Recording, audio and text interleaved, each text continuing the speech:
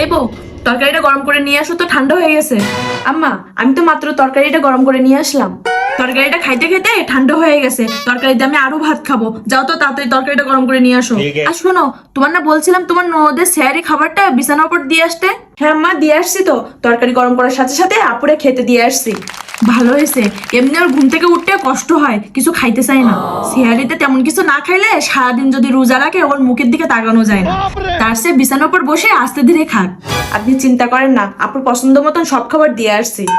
থাক, তরকারি দিয়ে খাবো না, এবার দুধ দিয়ে খাবো। এই বউ, আমার দুধ কোথায়?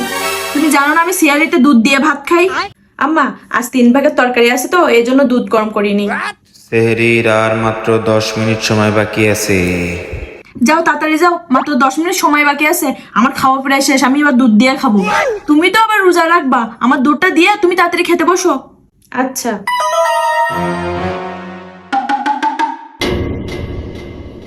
লবণের কলাটা দাও তো। আমার 1 গ্লাস পানি ঢেলে দাও তো।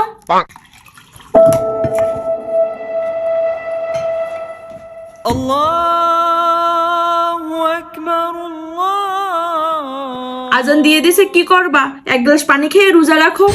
আমরা এমন পানি খেয়ে কত রোজা রাখছি। শ্বশুরবাড়ির মানুষদের জন্য যতই করি না কেন, শাশুড়িকে যতই মা বলে ডাকি না কেন, শাশুড়ি কখনো মা হয় না।